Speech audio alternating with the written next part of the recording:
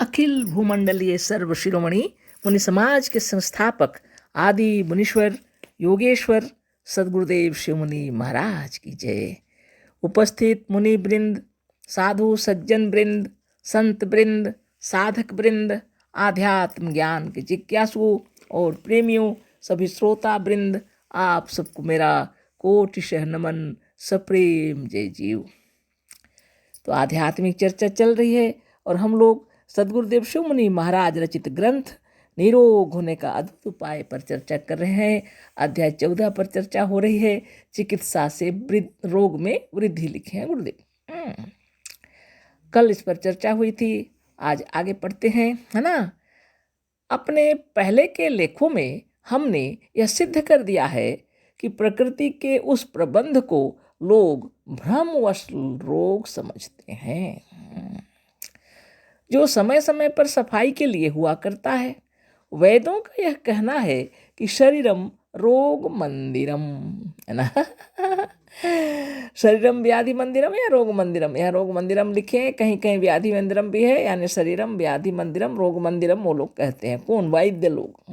वैद्य लोग जो दवाई देते हैं।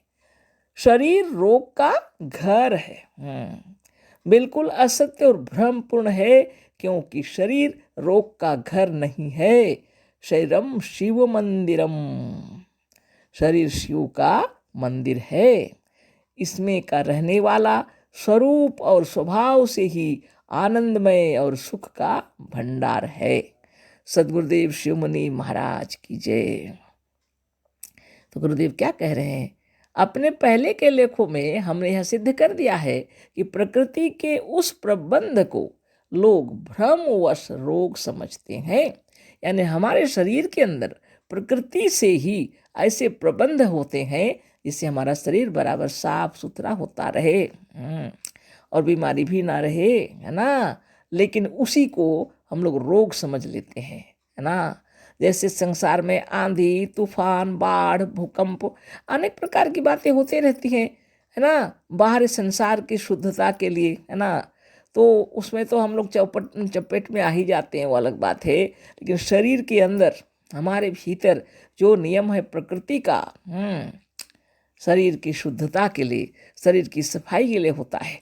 लेकिन भ्रमवश लोग क्या समझते हैं? इसको रोग समझते हैं। सदगुरुदेव कह रहे हैं, फिर से सोच लीजिए और पढ़ लीजिए एक बार। अपने पहले के लेखों में हमने यह सिद्ध कर दिया है कि प्रकृति के उस प्रबंध को लोग भ्रमवश रोग समझते हैं, जो समय समय पर सफाई के लिए हुआ करता है। वैद्यों का यह कहना है कि शरीरम रोग मंदिरम, शरीर रोग का घर है, बिल्कुल असत्य और भ्रमपूर्ण है। गुरुदेव कह रहे हैं, वैद्य लोग कहते हैं शरीरम रोग मंदिरम व्याधि मंदिरम, जो कि वास्तव में भ्रमपूर्ण है। जैसे वैद्य लोग कह रहे हैं ना, शरीरम रोग मंदिरम, यानी शरीर रोग का घर है, बिल्कुल असत्य और भ्रमपूर्ण है। शरीर रोग का घर नहीं है, गुरुदेव कह रहे हैं, क्योंकि शरीर रोग का घर नहीं है। शरीरम शिव मंदिरम, है ना। शरीर शिव का मंदिर है। तो इसमें का रहने वाला स्वरूप और स्वभाव से ही आनंदमय और सुख का भंडार है। वास्तविक बात यही है। यानी शरीरम व्याधि मंदिरम नहीं है, रोग मंदिरम नहीं है, शरीरम शिव मंदिरम है। क्योंकि शरीर के अंदर, आपके शरीर में, मेरे शरीर में, जितने भी प्राणी जगत में जितने दिखलाई पड़ रहे, उनके शरीर में जो रह रहे हैं वास्तव में क्या है?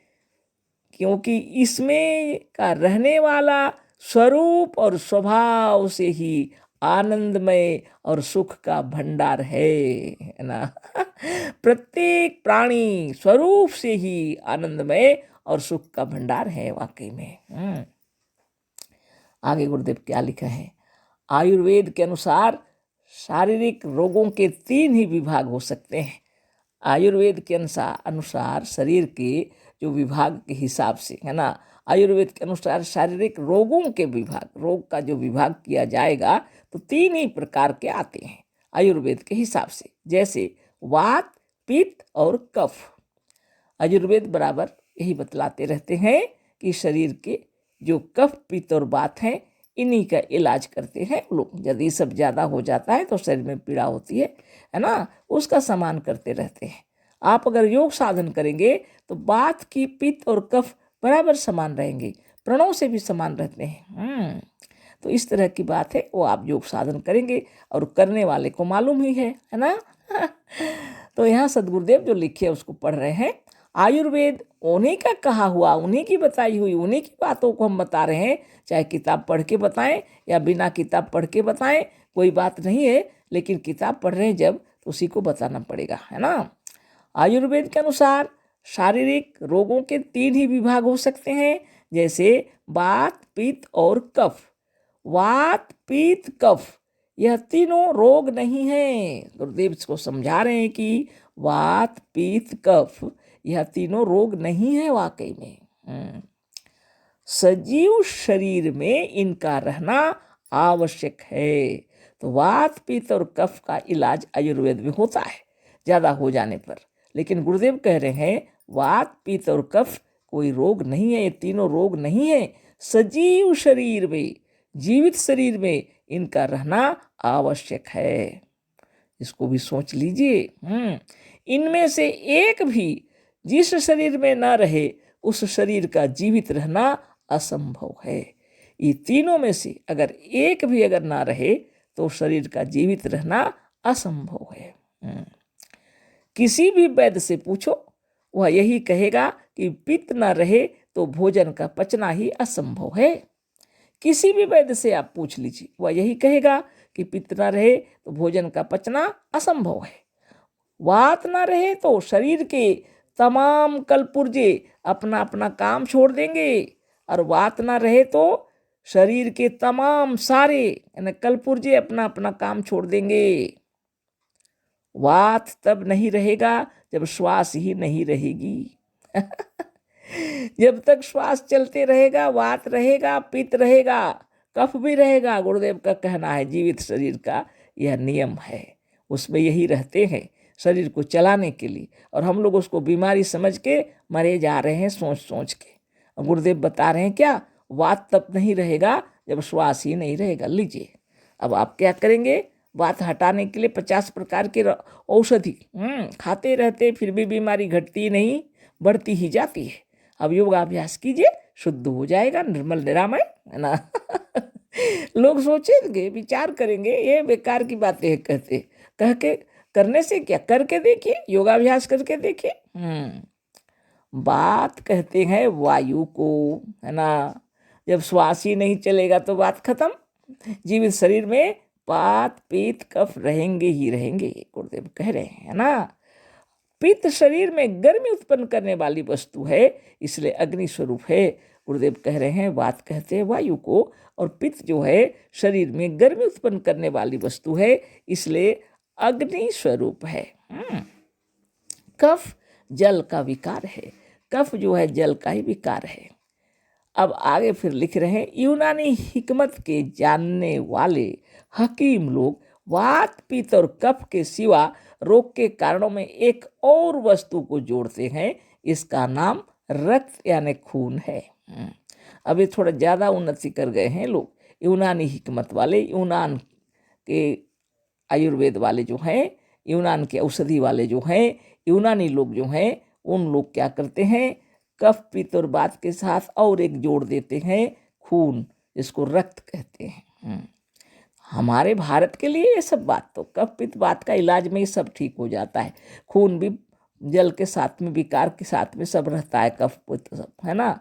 लेकिन यूनानी इलाज जब चलते हैं तो वो लोग वहाँ से कफ पित्त वात के साथ में खून को भी जोड़ दिए हैं। अब बताइए सदगुरुदेव क्या कह रहे हैं, उसी को फिर से पढ़ लेते हैं।